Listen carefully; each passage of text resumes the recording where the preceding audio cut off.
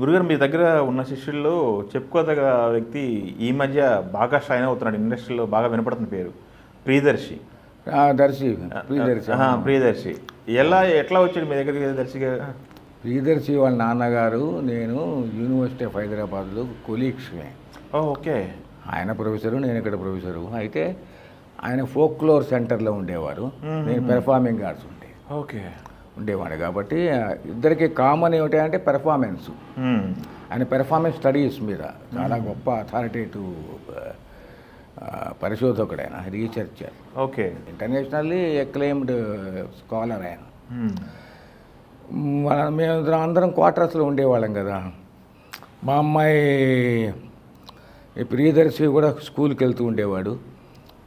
వాళ్ళందరికీ ఒకటే బస్సు, క్యాంపస్లో ఉండే పిల్లలకి. మా అమ్మాయి ఒక చెల్లెలు, వాడికి ఒక చెల్లెలు ఉండేది. ఇద్దరు చెల్లెల్ని పట్టుకుని వాడు బస్సు ఎక్కేవాడు పిల్లాడు. అలాగే చిన్నప్పటి నుంచి మాకు పరిచయం అతను. ఓకే. అందుకని బాగా ఫ్యామిలీ ఫ్రెండ్స్గా అయిపోయిన తర్వాత అతను ఎంఏ కమ్యూనికేషన్ చేశాడు మా యూనివర్సిటీలోనే.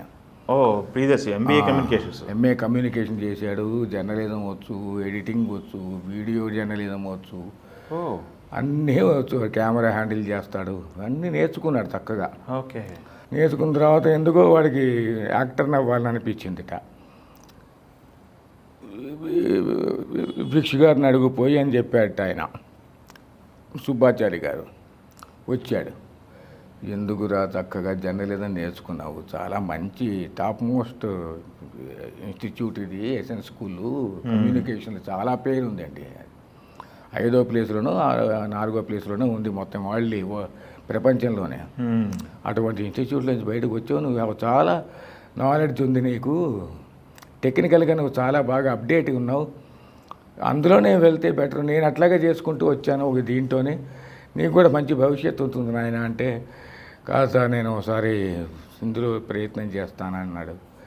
బాగా డిస్కరేజ్ చేస్తారే మామూలుగా, చాలామందిని చేసినట్టు ఇతను కూడా డిస్కరేజ్ చేశా. హర్ట్ అయినాడు అతను.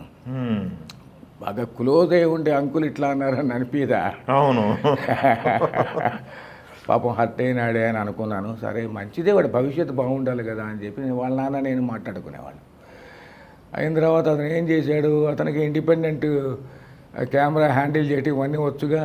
చిన్న చిన్న ఐడియాలు తీసుకుని అతనే సినిమా చిన్న చిన్న షార్ట్ ఫిలిమ్స్ తీసి నన్ను ఇంప్రెస్ చేయాలని తీసుకొచ్చి చూపించాడు. అప్పుడు ఆ ఫోన్లో అవి చూసి, ఏదో ఉందిరా నీకు ఇబ్బంది ఏం లేదులే, సరే ఇంటికి వచ్చేసి ట్రైనింగ్ తీసుకుంది కాదు, కొన్ని చిన్న చిన్న న్యూయాన్సెస్ డెవలప్ చేద్దాం అని చెప్పి చెప్తేనే సరే వచ్చి జాయిన్ అయినాడు. వచ్చాడు రెగ్యులర్గా 45 days 60 days వచ్చాడు 2 నెలలు. వాడి చేత ఒక స్ట్రీట్ ప్లే కూడా చేయించాను, మంచి వేషం. చాలా ఒక వేషం ఉండదు, స్ట్రీట్ ప్లేలో రకరకాల వేషాలు ఉంటాయి. ఓకే. ఓ సీన్లో ఒక వేషం, ఇంకో సీన్లో ఇంకో వేషం, అది మంచి ఎక్స్పీరియన్స్ సినిమా యాక్టర్లకి. స్ట్రీట్ ప్లే ఎవరు చేస్తాడని అనుకుంటారు కానీ పాపం దాంట్లో ఉండే వాల్యూస్ చాలామందికి తెలియవండి. ఒక యాక్టర్ ఉంటాడు, ఒక సీన్ ఉంటుంది, ఆ సీన్ డిజాల్వ్ అయిపోగానే ఇదే యాక్టర్ కొత్త క్యారెక్టర్లోకి వస్తాడు. సో ఆ transformation, shifting to from one character to another character immediately అనేది చాలా అద్భుతమైన ఎక్సర్సైజ్ యాక్టర్లకి. ఓకే. సినిమాల్లో కూడా అదే కదా, షార్ట్ కాగానే ఇంకా గ్యాప్ వస్తుంది, మళ్ళీ షార్ట్లోకి వెళ్ళాలిగా. అవును, అంతేగా. సో సైకలాజికల్గా ట్రాన్స్ఫర్మేషన్ ఇమీడియట్గా మళ్ళీ క్యారెక్టర్లోకి వెళ్ళాలి కదా అతను. ఇవన్నీ కూడా హెల్ప్ అవుతాయి. So that helped him. అందులో చాలా మంచి పేరు తెచ్చుకున్నాడు అతను. మా ఆవిడ రాసింది ఆ ప్లే ఎన్విరాన్మెంట్ మీద, ఎన్విరాన్మెంటల్ ప్రొటెక్షన్ మీద. ముల్లుబాయ కత్తి వచ్చే ఢామ్ ఢామ్ ఢామ్ అనేటువంటి ఒక నాటిక, స్ట్రీట్ ప్లే. చాలా మంచి పేరు వచ్చింది ఆ నాటికకి. ఆరుద్ర గారు చూసి, ఆరుద్ర గారు దగ్గర మా ఆవిడ PhD స్టూడెంట్, ఆయన వచ్చి చూశాడు, బెలిపెట్టు టైటిల్ బాగుంది ఇది అని చెప్పి. ఆ తర్వాత సినిమాలో కూడా నేను నీ పాట, ఆ ముల్లుబాయి పాట పెట్టే అన్నాడు ఆయన. ఓ సినిమాలో ముల్లుబాయి కత్తి వచ్చే ఢామ్ ఢామ్ ఢామ్ అని ఓ సినిమాలో రాశాడు ఆయన పాట. బాపు గారి సినిమాలోనే ఎందులో ఓకే ఓకే ఏదో సినిమాలో పెట్టారు. నాకు జ్ఞాపకం వచ్చింది అది, ఆయన నాకు తెలియక కదా ఆయనకి. అది వాడావు బాగుందని చెప్పి ఆయన మంచిగా అప్రిషియేట్ చేశాడు మా ఆవిడని. సో అలాగా అతను ప్రియదర్శి మొత్తానికి షైన్ అయినాడు. వేషాలకి అతనికే అలా అతని ఫ్రెండ్షిప్ సర్కిల్లోనే అట్లాగా అతనే ఓ సినిమాలో పెళ్లి చూపులు అనే సినిమాలో మంచి పేరు వచ్చింది. నా చావు నేను రాస్తా అనే పుస్తకం రాస్తాను, అది బాగా హిట్ అయింది.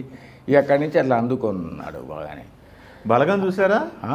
ఇక్కడే ఉంటాడు వేణు డైరెక్టరు, చాలా మంచివాడు అతను, పరిచయం నాకు బాగా. బ్రహ్మాండంగా చేశాడు. ఎంత కంట్రోల్డ్ రియాక్షన్స్ అవి. అవును.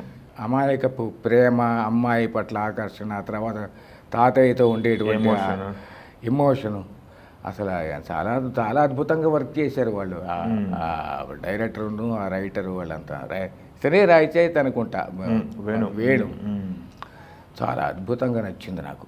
ఓకే. వాళ్ళు కనపడప్పుడల్లా అదే చెప్తూ ఉంటాను నేను. ఇందాక మీరు ప్రియదర్శి విషయంలో చెప్తూ క్యారెక్టర్ ఇమీడియట్గా చేంజ్ అవ్వటం అని చెప్పేసి ఒక ట్రాన్స్ఫర్మేషన్ చెప్పారు కదా, అది నాకు తెలిసి సినిమాల్లో విక్రమ్ సినిమాలో వాడినట్టున్నారు శంకర్ గారు, అపరిచితుల్లో వాడినట్టున్నారు కదా. అపరిచితుల్లో ఉంటుందిగా, క్లైమాక్స్ అంటాడు ధన్మని అంటాడు కదా. అది ఎంత మీకు దాన్ని ఏమంటారంటే డైనమిజం ఉంటుంది అందులో. ఇది మన నాటకాల్లోనే ఎక్కువ నేర్చుకోవచ్చు అంటున్నాను నేను. Okay okay. అది ఇంకా గొప్పది, ఎందుకంటే ఆయన నాటకంలో ఒక సీన్ అయిన తర్వాత ఇంకో సీన్లోకి రిజాల్వ్ అవుతారు, కానీ ఇక్కడ అసలు అదే సీన్లో వేరియేషన్ చక్కని మార్చడం అనేది గ్యాప్ ఉంటుంది, మేకప్ మళ్ళీ మార్చాలి కదా. అయినా కూడా ప్రాసెస్ కంటిన్యూటీని కొట్టడం అనేది ఏమి వండర్ఫుల్ యాక్టర్ అండి ఆయన. ఆయన పేరు విక్రమ్. అవును. అతని ఐడియా కూడా శంకర్ది కూడా అద్భుతంగా ఉంది. అట్లాగా మన తెలుగులో అలాగా యాక్టర్స్ని బాగా ఎక్స్ప్లోర్ చేసేటువంటి సీక్వెన్సెస్ కానీ, స్క్రీన్ ప్లేలు కానీ, క్యారెక్టర్స్ కానీ కొంచెం తక్కువ ఉంది మన తెలుగు ఇండస్ట్రీలో. తెలుగులో రాజమౌళి మొన్న బాగా పీకి పాకాన్ని పెట్టాడు వీళ్ళిద్దరిని, రామ్ చరణ్ని, మన తారక్ని.